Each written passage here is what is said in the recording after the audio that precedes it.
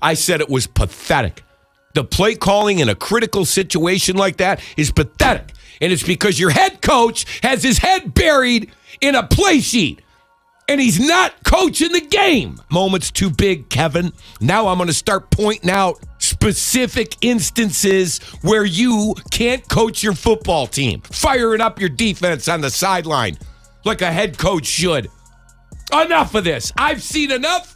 And the Browns feel free to make any changes you want, starting right now. You have the worst offense in the league. Your GM screwed this quarterback thing up like I've never seen. In my life, I've never seen anything like it. Kids that play Madden could have done a better job. It's a joke. It's a joke. This franchise has become a joke, and I'm sick of it. Cleveland is burning right now, and the gasoline just got poured by none other than Tony Rizzo on his morning show. The legendary Cleveland sports voice just went nuclear on Kevin Stefanski, and the internet cannot stop talking about it. We're talking about a full-blown roasting session that has Browns fans questioning everything about their two-time NFL Coach of the Year. If you hate Stefanski, comment "Go Stefanski Go." If you love Shedeur, comment "Shedeur Rocks." Did you feel the need to trade this guy to a division opponent for a fifth-round draft pick? Fireable offense. That is a fireable offense. I want to know how much longer the owner's going to watch this crap, because the fans have had it. We deserve better. Let's be real here. When was the last time a local radio host absolutely demolished a head coach's credibility in under 2 minutes? Because that's exactly what happened on the Tony Rizzo show, and it's spreading like wildfire across every social media platform you can think of. Here's where it gets absolutely wild. Kevin Stefanski has won NFL Coach of the Year twice. Read that again, twice. This man has been recognized as the best coach in the entire National Football League on 2 separate occasions. That's supposed to mean something, right? That's supposed to command respect, authority, credibility.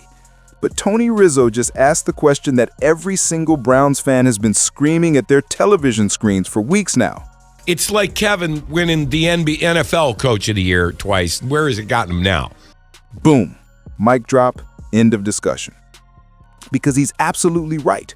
What good are those shiny Coach of the Year trophies when you're sitting at home refusing to even say the name of your backup quarterback while your starting quarterback is getting absolutely pummeled week after week? Let's talk about the elephant in the room that Stefanski apparently can't even acknowledge exists. Shedeur Sanders. The name that shall not be spoken. The backup quarterback whose name Kevin Stefanski literally refuses to say out loud. Think about how absolutely insane that is. You're a professional head coach in the National Football League. You're being asked about your quarterback situation, and you can't even bring yourself to say your backup's name? Tony Rizzo and his crew were flabbergasted by this. Yeah, every time I go on the internet, all I see is a bunch of dudes sitting around going, "Why are you not playing Shedeur? And why are you bullshitting about it?" Like they're playing the soundbite. He won't even say his name. He won't even say his name. What is that? Exactly. Why is he doing it? What possible coaching strategy, what football philosophy, what leadership principle involves pretending your backup quarterback doesn't exist? Someone explain that to me, because it makes 0 sense. What is that, Kevin? What kind of mind games are you playing? Because right now, it looks like the only person being played is you. This isn't some random hot take from a basement podcaster or a Twitter troll with 12 followers. This is Tony Rizzo. The man has been covering Cleveland sports for decades. He's seen it all. He's interviewed them all. He knows what championship leadership looks like, and apparently, this ain't it. You pick. When they say it's a value pick, the value is what? You're not giving him a chance to start. You're not. They won't even let him play the ones in practice. Why did they draft him? Why? If I'm that kid, I respectfully go into that office and go, "You guys, thank you for the opportunity." Here's something that needs to be said loudly for the people in the back. Cleveland sports fans are different. They're not casual observers. They're not fair weather followers. These are people who have been tested by decades of disappointment, who've had their hearts broken more times than they can count, who still show up every Sunday with hope in their hearts. And Kevin Stefanski is testing their patience to the absolute breaking point. Rizzo gets it. He understands what Cleveland fans are feeling because he is a Cleveland fan. He's lived through every heartbreak, every false hope, every devastating loss. He's been in the trenches with the fan base for decades. When he says, "Now, I don't want to start getting all pissed off here this morning," 11:53, you can hear the weight of years of frustration. You can feel the exhaustion. That's not just a radio host doing his job. That's the voice of an entire city reaching its limit. I don't want to start getting all pissed off here this morning. That's the voice of every Browns fan right now. You can hear the frustration. You can feel the exasperation. That's the collective sigh of a city that's tired of inexplicable coaching decisions and stubborn adherence to failing strategies. You want to know what real leadership looks like in Cleveland? Rizzo mentioned it in passing. I need an ass buster like that here in Cleveland. I need somebody like that to coach the Browns. He's talking about college coaches who are transforming their programs through sheer force of will and smart decision-making. Meanwhile, Kevin Stefanski can't even bring himself to say a player's name. That's the difference between championship leadership and whatever this is. Here's what makes this whole situation even more frustrating. Stefanski has the cover of those Coach of the Year awards. He's got institutional support. He's got job security that most coaches would kill for. But he's using that security to what? Hide behind non-answers? Refuse to address obvious questions? Pretend problems don't exist if you just don't acknowledge them verbally? That's not strength. That's weakness dressed up in coach speak and press conference platitudes. You know how many Browns fans went to... You think this fan base deserves that? Come on, man. Come on. There were 25,000 people that went to Detroit to watch the game. Tony highlighted something crucial that often gets lost in these discussions. When asked about the awards and achievements, the response was perfect. Tony said, "Can't two things be true at the same time? You can appreciate the award and what it represents and what the Guards did in the final month of the season to win the division, make the playoffs, but yet still not be satisfied." Exactly. Browns fans can acknowledge that Stefanski has done good things. They can recognize his achievements, but they can also call out his current failures and demand better. That's not being ungrateful. That's having standards. That's expecting excellence from someone who's been paid to deliver excellence. What Tony captured in that segment was a breaking point. You could hear it in his voice, the frustration, the disbelief, the sheer exhaustion of watching the same mistakes get made over and over again while the person making them refuses to even acknowledge basic realities. Started 3 weeks ago today. And 3 they weeks. need rest. Hey, man, I'm like Jordan. That's not just a question. That's a plea for sanity. That's a demand for basic human communication and honesty.